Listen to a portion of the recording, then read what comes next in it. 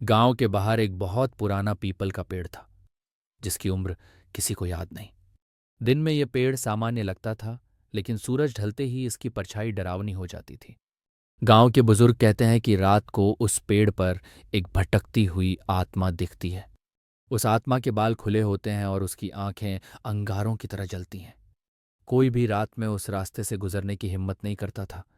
फिर भी कुछ लोग इसे अफवाह समझते हुए उस रास्ते से गुजरने की कोशिश करते हैं। रमेश शहर में काम करता था, लेकिन कई साल बाद अपने गांव वापस लौटा। एक शाम रमेश अपने दोस्त सुरेश के साथ बैठा था। सुरेश ने डरते हुए बताया कि पिछले महीने उसी रास्ते से जाते समय उसे किसी औरत की हंसने की आवाज सुनाई दी। रमेश हंस पड़ा और कहा कि यह सब डर का वहम है। उसने ठान लिया कि वह उसी रात अकेले उस रास्ते से जाएगा। रात का सन्नाटा, पेड़ों की छांव में छिपा एक अनजाना सच। रात दोहरी हो चुकी थी। रास्ता सुनसान और भयावह लग रहा था। नाम बदलकर वह डिफॉल्टर के पास पहुंचा। दिल की धड़कन तेज हो गई। हवा तेज चलने लगी। पत्तों की अजीब आवाजें, जैसे कोई फुसफुसा रहा हो। उसकी नज़र घर की सबसे ऊंची दीवार पर पड़ी। वहां कोई बैठा था। लंबे उलझे बाल और नीचे लटकती आकृति, शायद कोई औरत या पागल। धीरे धीरे वह हंसने लगा। इंसान जैसी नहीं लग रही थी। अचानक उस आकृति ने सिर नीचे छुपा लिया। उसकी आंखें चमक रही थीं। उसकी मूंछें असामान्य रूप से बढ़ी थीं। धीमी आवाज में उसने रमेश का नाम लिया। रमेश के शरीर में सिहरन दौड़ गई। वह डर के मारे पीछे मुड़ा और भागने लगा। उसके कानों में वही हास्य गूंजते रहे जो उसे और भयभीत कर रहा था।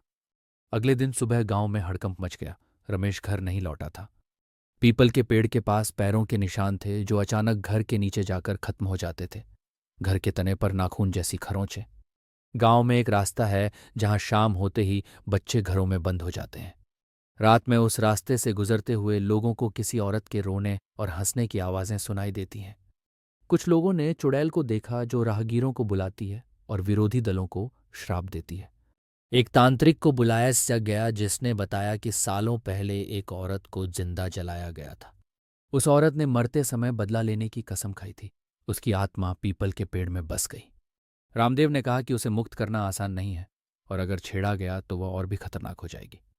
रात के अंधेरे में तांत्रिक ने पूजा शुरू की। मंत्रों की आवाज गूंजने लगी। धूप और दीप जलाए गए। हवा तेज हो गई। पेड़ की लाल पत्तियां हिलने लगीं। एक गुस्सैल चुड़ैल उसी डाल पर प्रकट हुई। उसकी चीखें इतनी तेज थीं कि लोग अपने कान बंद कर बैठे। कुछ देर बाद अचानक सब कुछ शांत हो गया। रात का सन्नाटा छा गया।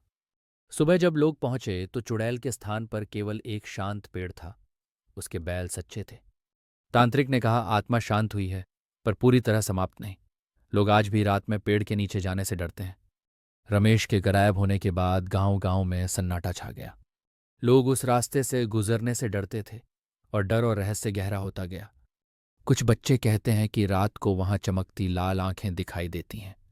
एक युवक सुरेश डर के बावजूद उस रास्ते पर अकेले निकलता है। सुरेश पेड़ के पास पहुंचता है। हवा चल रही है। पत्तों की सरसराहट अजीब लग रही है।